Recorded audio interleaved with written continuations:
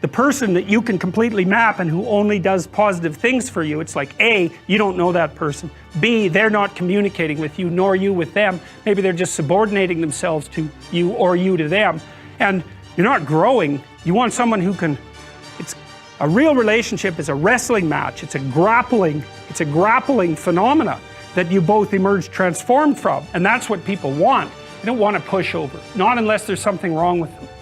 Now, a narcissistic person who never wants to be challenged will want a partner who does nothing but deliver exactly what they're told to deliver, but they will mistreat them beyond belief. What does the optimal relationship look like in terms of positive and negative emotion? You might say, utopia, nothing but positive interactions. No. Imagine you get people to code the interactions they have with their partner during the day, you sample it, you say, was that interaction positive or negative? And then what you're trying to do is predict the longevity of the relationship. So here's the data.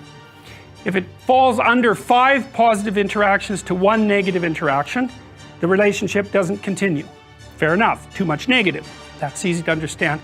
If it exceeds 11 positive to 1 negative, the relationship doesn't last. Why? No challenge. Right? What do you want from your partner? Bliss? No, you don't. That's a representation of Diana. You could think of Diana, there's an opposite, Durga, in Hinduism, and she comes forth if you make the proper sacrifices to Kali. But I wanted to show you alternative representations from different cultures of these archetypal forms. This is Diana, positive feminine, multi-breasted, right? She's the thing that nourishes the world, and so that would be, on one hand, your mother, who obviously protects you from the terrible aspects of fire and danger, but also nature conceptualized as the positive feminine in general. The source of all fertility and all food and all beings and all good things. Something that you want to have on your side, that's for sure. And you might say, if you acted heroically, properly, and you played the metagame and not the game, and you made the proper sacrifices, then you'd never encounter Kali, you'd only encounter her benevolent counterpart. And so then you might say, does she even exist then? That's something that's very interesting, is because the degree to which the terrible part of the world manifests itself in your life is proportionate to how insufficient you are. And we don't know the full extent of that. If you got your act together completely, maybe all the suffering would disappear from your life, or at least maybe all the unbearable suffering, and maybe all the suffering or the unbearable suffering from the lives of people around you too. And you already know that because there are people that you'll go to in a crisis that you can rely on, and you know they'll help you, and you wonder what the world would be like if you were like that and everyone else was like that too. We'd have a lot fewer crises, and the ones that we do have would be a lot more manageable. And so when people say, why is the world so rife with suffering, one answer to that is because we're not yet what we could be. And at least that's an answer that we have some control over, right? You're not going to talk God out of making the world suffer, that's for sure. And you're not going to negotiate directly with Mother Nature, but you might be able to put yourself together a little bit and see if that works. At least it's under your control. And God only knows what the upper limit of that might be. Here's the decomposition of the fundamental archetype.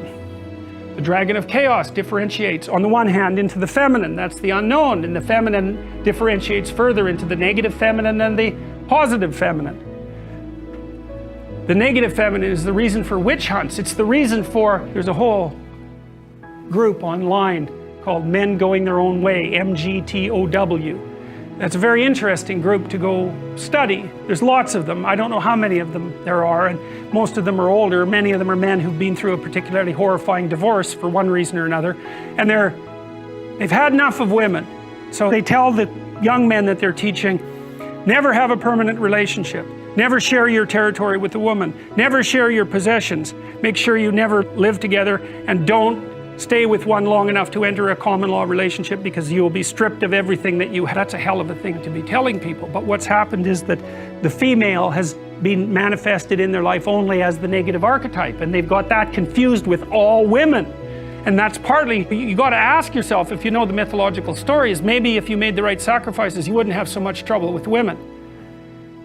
I can make dinner. I can take care of my family. I can undertake this job at work. That makes me a decent father. That's part of being a good being a good person. question is, what's at the pinnacle of that?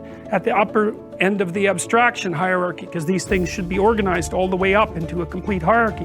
What does it mean to be a good person? It means, we've walked through it, it means you win the set of games. You go out into the world and explore, and you bring back what you've found, and you build yourself out of it, and you share it with other people. It's an old story that's no different than the story of the collective hunt. It's exactly the same thing, right? You build yourself into someone that can have a long-term relationship with someone of the opposite sex, generally speaking, so that you can bring children into the world and turn them into exploratory heroes and stabilize the state. That's what should be at the top, and that thing that's at the top, it's the same thing. It's the integration of all of those things into the same thing. And that's the same as the sun. That's the same as the halo. It's the same as the thing that emerges from the belly of the whale. It's all of those things. And you also know that because that you have the capacity for admiration. It's in you. It's in you. It's locked into your biology, and it's locked into your sociology. You see what you admire, and that's a partial representation of the ultimate ideal. It's as simple as that. So I nested this, so I should just explain this diagram briefly. So it was a map I tried to make in some sense of my own identity, just using myself as an example. Someone typically situated in society. I have this role, which is a high resolution role. I'm a father and a husband, and I also run a business, and so the father and husband thing is nested inside of that because it's dependent on my economic success to some degree. And then that's nested inside a capitalist structure. And then that's nested inside, I said American personality, but that's good enough.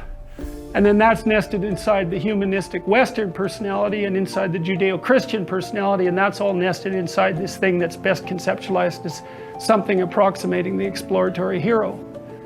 And so that's a value structure and you can differentiate that to a much higher level than father and husband, and we did that when we decomposed things right down to their motor actions. And what you want, and this is, I think, there's something that's transcendent about this.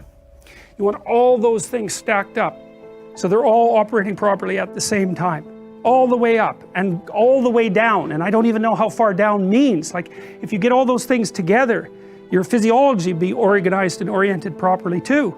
Oh, and that means your organs work properly, and the micro elements of them work properly, and all the way down. And then if everything is organized like that too, the society starts to work. Everything starts to organize itself along a horizontal axis where each level of the structure supports every other level. And you can feel that, I believe. That's what you feel when you're engaged in doing something meaningful. You can feel those things coming together. And you can also feel like that as a kind of strength that pushes you forward instead of pulling you backwards. And I think that our nervous systems are very sophisticated. And they orient us in time and space. And they can tell us when they're in the right place at the right time. And people love that. And I think you experience that when you're deeply engaged in music as well. It puts you there momentarily, right? Say you're in a cathedral and you're listening to some remarkable music. If the light pouring in, you're in trees, because that's what a cathedral is. That's what the arches is. It's light coming through the trees. That's what's represented in the stones. You're in there, you're looking at the light. It's pouring down at you. You're at the center of the world, and there's a great piece of music playing. And it's an indication that everything is stacking up along this one pole.